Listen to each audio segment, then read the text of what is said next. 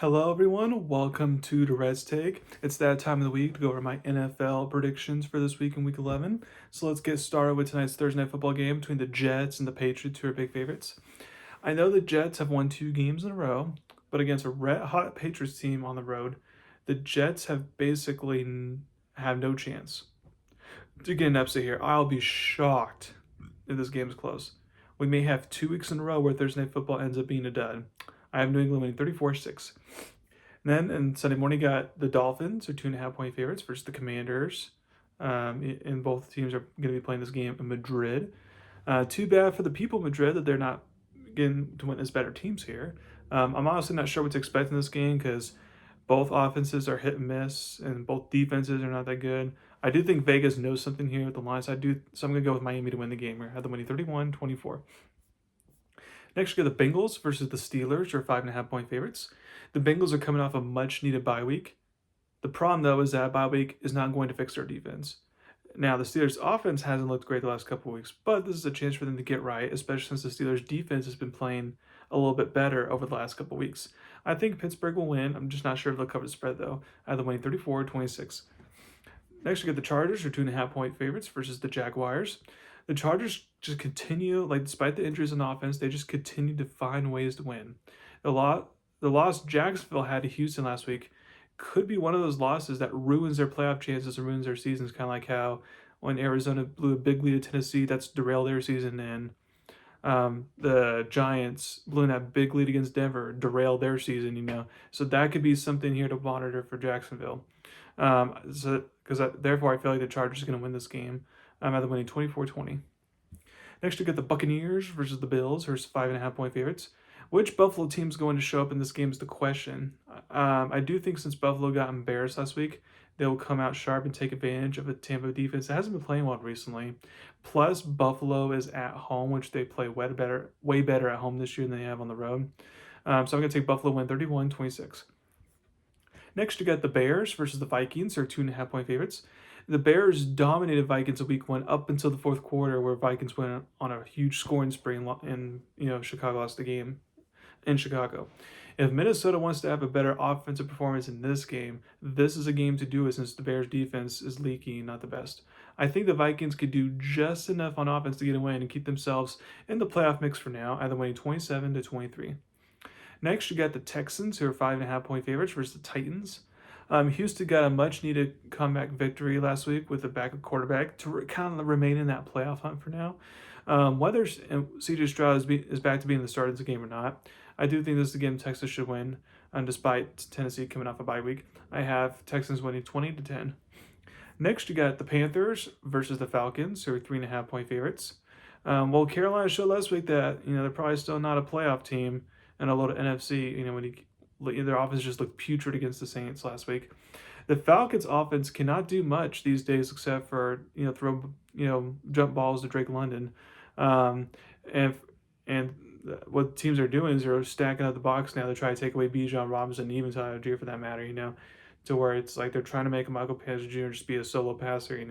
And until Michael Penix Jr. finds a groove, then I may have to go with Carolina to bounce back and get the upset here. Remember, Carolina did beat this team back in September 30-0. So I have Carolina winning 20-19. Next, we got the Packers, who are 7.5 point favorites versus the Giants. This is a game of unknowns. The Packers' offense for 2 weeks in a row has not looked great, and now they have players, even some more players banged up on offense. And then the Giants, fired their head coach Brian Dable and quarterback Jackson Dart's in concussion protocol, so now James Winston's going to be a starting quarterback for this week. Plus, there's a factor that, the factor of, okay, when the interim coach has their first week coaching, the team, could either you just, play bad because they're bad, or they can play inspire football and get it upset and make things interesting. So I'll just go with the better team to win this game, but I don't expect a lot of scoring in this game, and therefore that makes it close. I have Green Bay winning 19-13. Next, you get the 49ers, who are 2.5 point favorites versus the Cardinals. Even though Arizona's offense has been fine with Jacoby Brissett as starting quarterback, last week went off the rails for the offense and the team in general, but especially the offense. I think the offense will bounce back in this game, but I don't think Arizona will slow down a good 49ers offense. So I have the 49ers just find a way to get a win, either winning 27-23. Next, you got the Seahawks versus the Rams, who are 3.5 point favorites. This is the biggest game of the week. or one of the biggest games of the week, but to me, biggest game of the week. Both teams are tied for first in the division. Both teams are tied with the Eagles, for number one in the NFC right now. Um, since since both teams will play again a few weeks later, this game is not necessarily do or die for either team, but the winner of this game will feel a little bit better about winning the division. The matchup of the Rams' elite offense versus Seattle's elite defense is going to be very interesting. Rams quarterback Matthew Stafford is starting like 20 touchdowns and no interceptions the last 4 games. Seattle is very good about forcing turnovers, so something has to give there. Also, the Rams' defense could be the X factor. Seattle quarterback Sam Darnold struggled against this defense last year when he was with Minnesota in the playoff game. So if the Rams could contain, not stop because you can't stop, but contain Jackson Smith and Jibba and get pressure on Darnold, then that could be the difference in the Rams getting a win, either winning 24-20. Next, you got the Ravens versus the Browns. The Ravens are 7.5-point favorites. As expected, the Ravens, since Lamar's been back, been winning the winnable games they're supposed to win. However, though, Lamar's now banged up again, apparently. He's questionable to play. If he does play, though, the Ravens should get another win and finally get back up to 500. So either winning 27-17, but again, we'll have to see if Lamar is going to play or not. Next, you got the Chiefs, are 3.5-point favorites versus the Broncos. If the Chiefs want to show that the division still may have to go through Kansas City, then winning this game is important, especially since they're coming off a bye week. And we know how Coach Andy Reid is off the bye weeks. What will help is that the Chiefs are getting some key players back on offense, especially their left tackle. For Denver, I just don't know what Denver offense I'm going to get. Am I going to get the one that's like scoring 30 plus against Giants, or am I going to get the one that scores 10 points against Vegas last week, Now, what's interesting is that Denver's undefeated at home this season. And Kansas City is just 1-3 on the road, and that one was against the Russell Wilson Giants. So I know Denver should win this game, but I just have a weird, feeling that the Chiefs are going to get the win here. Maybe not cover, but in the spread get the win. I have them winning 24-23. As for for Sunday football, you got a great game here: the Lions versus the Eagles, who are 2.5-point favorites. This is a big game to see who may have an inside track to be NFC's number one seed. The Eagles, because if the Eagles get this win, then they would have beaten the Lions and the Rams, who are in contention for the number one seed. I don't recall if they played the Seattle or not. They may not, but again, they get, to be basically the Packers, the Lions, and the Rams, like all top 5 teams in Tampa Bay. Like that's like to have all those tiebreakers would be very big for them. The Eagles' defense definitely looked dominant on Monday Football, but the offense was just not good, especially that was coming off after a bye week.